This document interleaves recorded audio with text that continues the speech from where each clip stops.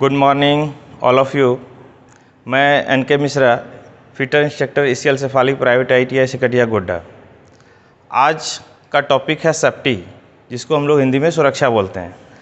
ये टॉपिक मैं YouTube के माध्यम से लेकर के आया हूँ आप लोग के लिए। ये काफ़ी उपयोगी होगा। सुरक्षा, जैसा कि आप लोग जानते हैं कि सुरक्षा हर जगह ज़रूरी होता है, किसी भी जगह पर। लेकिन मैं चूँकि ITI में हूँ, बच्चों को फिटर से संबंधित ज्ञान देता हूँ, पढ़ाता हूँ, तो मैं चाहूँगा कि आप लोगों को फिटर के लैब में जो सुरक्षा की ज़रूरत होती है या किसी भी ITI के ट्रेड में जो सेफ्टी की ज़रूरत होती है, क्योंकि ITI के सभी ट्रेड के लिए सेफ्टी आवश्यक है। हर जगह हर व्यक्ति के लिए सेफ्टी आवश्यक है। तो मैं आप लोगों को बताना चाहूँगा कि सुरक्षा जो है वह आप सावधानी रखेंगे तभी सुरक्षित रहेंगे। जिस प्रकार से एक मूल मंत्र दिया गया है सुरक्षा के लिए कि सावधानी हटी दुर्घटना घटी, तो सावधानी यदि आप नहीं रखेंगे तो दुर्घटना हो सकती है, आप असुरक्षित रह सकते हैं। तो दुर्घटना, जैसा कि आपको हम बता रहे हैं, दुर्घटना हो सकती है। दुर्घटना क्या है? तो दुर्घटना के बारे में यदि हम आपको बताएं तो दुर्घटना वह है जो कि घटना और दुर्घटना दोनों एक दूसरे के पूरक हैं। घटना, यदि आप सुरक्षित नहीं रहते हैं, सुरक्षा का नियम का पालन नहीं करते हैं और कोई घटना घट जाती है तो उसको हम लोग घटना बोलते हैं, क्योंकि आपको लग रहा है कि ये घटना हो सकती है। आपको सुरक्षा रहने का संकेत दिया जाता है कि आप सुरक्षित रह के ही काम करें, फिर आप सुरक्षा को नहीं अपनाते हैं, तो घटना जो हो जाती है उसको हम लोग घटना बोलते हैं। लेकिन यदि आप सुरक्षित रह करके भी, यदि सुरक्षा का नियम का पालन करते हुए भी कोई घटना घट जाती है तो उसको दुर्घटना कहते हैं। क्योंकि 100% हम नहीं कह सकते हैं कि हम हमेशा सुरक्षित रहेंगे और दुर्घटना नहीं होगी। तो इस प्रकार से सुरक्षा का नियम पालन करते हुए यदि कोई घटना घट जाती है तो उसको दुर्घटना कहते हैं।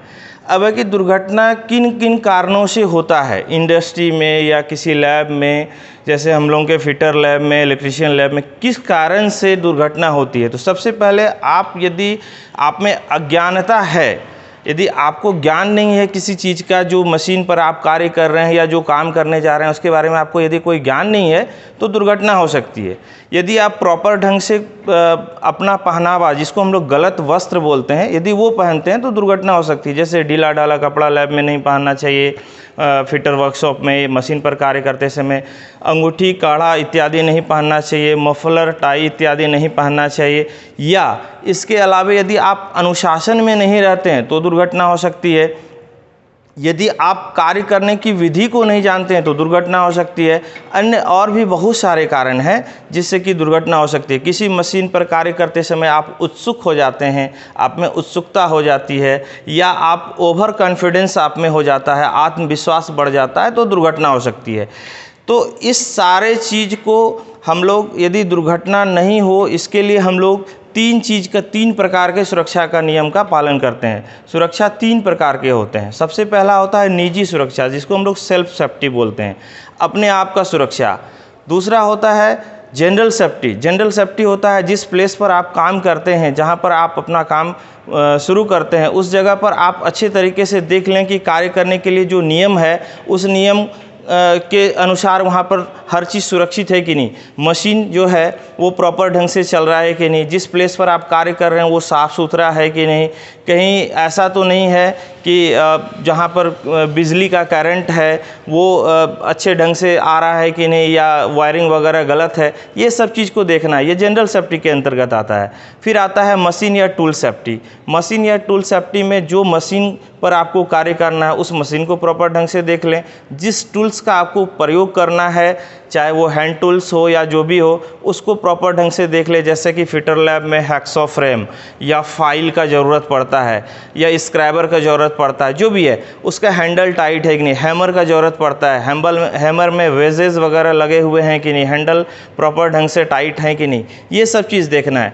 तो आपको बता दिया गया कि 3 प्रकार का सुरक्षा का नियम आप लोगों को पालन करना है। सेल्फ सेफ्टी है, जनरल सेफ्टी है और मशीन एंड टूल सेफ्टी है।